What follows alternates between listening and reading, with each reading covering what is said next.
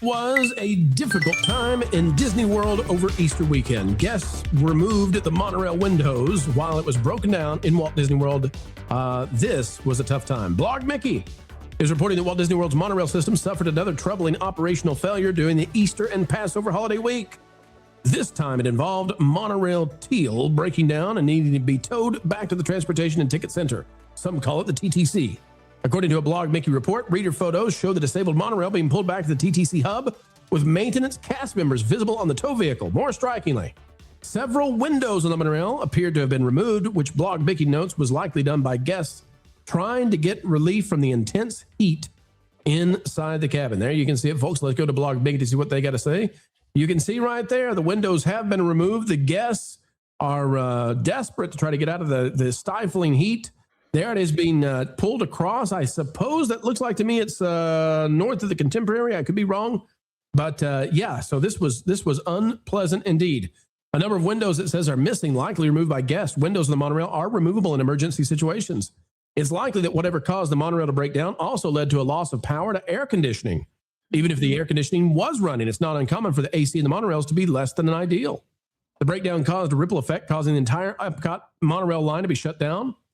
Yikes, and more yikes. Ron, I go to you first. What's the temperature been like this Easter weekend in Florida?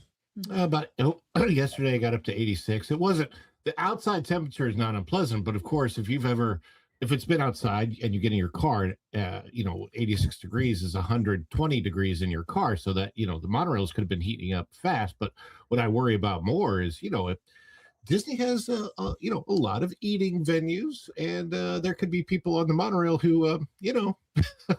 What are you trying to say, Ron? Are you suggesting? Oh no!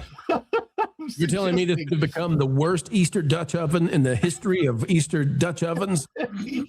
Very, very possibly. It already doesn't smell good on the monorail, and that could have added to the issue if they were stuck there. I would say if they were stuck without electricity, then it probably heated up very fast inside there. Probably got over 100 very quickly. So, yeah.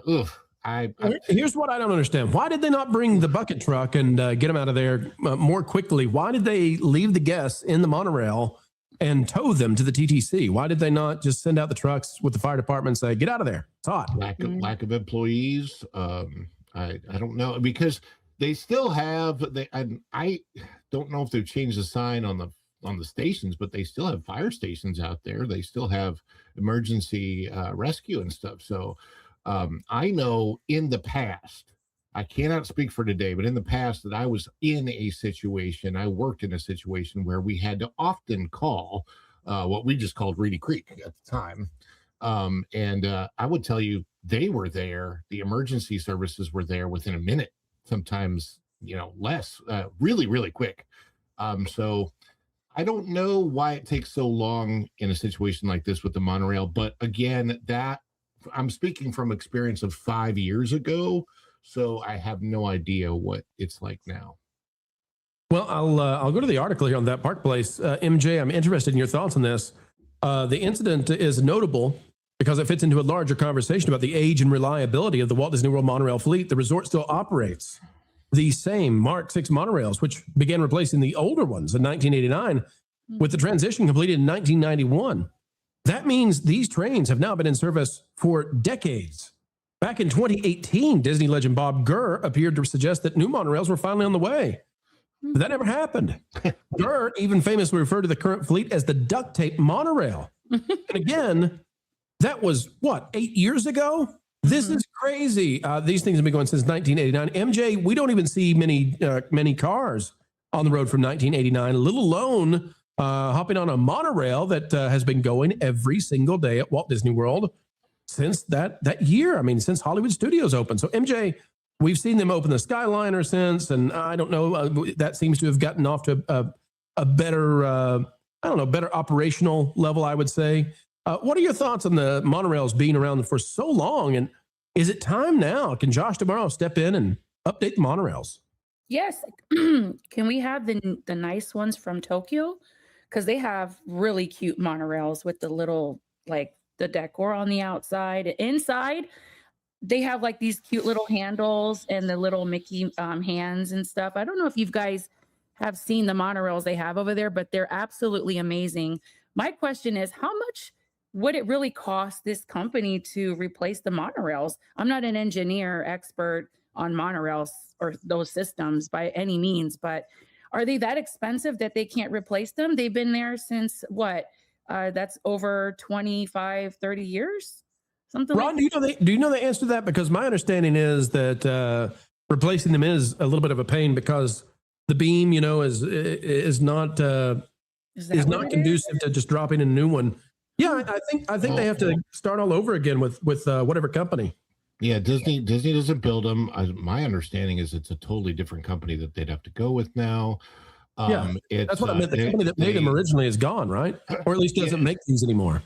This type of monorail, they're at the point, honestly, with the age of this monorail, where I think that the best course of action is also the most expensive course of action. That would be to actually literally replace the entire thing with a brand new monorail system, which probably can and should be done, but would cost like $1 billion, probably at least. I would think. And to do it right, I mean, it's very funny that, obviously when it started in 1971, the monorail looked like a very futuristic system, and now the monorail really looks like a relic of the past, and as does, unfortunately, a lot of Disney coming into this decade. And I think, obviously 2020 happened. It was so weird what happened in 2020, how it affected things going forward, because prior to what happened in 2020, if the timeline had just kind of continued on the way that it was going, I would have expected that we would have seen much more futuristic looking or much more up to date looking Walt Disney World across the board. Yeah. But it that really did change everything, and it set it set Walt Disney as a company back, set Walt Disney World back. At the same time, they were Walt Disney was buying Hulu from Comcast, and Comcast got a whole lot of money to build this amazing brand new park that does look like the future. How much did they buy? How much did they spend to buy that thing anyway? They could have used that money for the new monorails, darn it. But the day that comes that they do re-infrastructure on the whole monorail system, it's going to put pressure on the friendship boats, the water taxis, the other ones, the ferries, friendship boats, ferries, the Skyliners, and the buses. Holy moly, they're really going to feel it while they get that. That project could take how long, guys? A couple years? Couple years. And I've just been handed this. I got a note here. The monorails are 35 years old.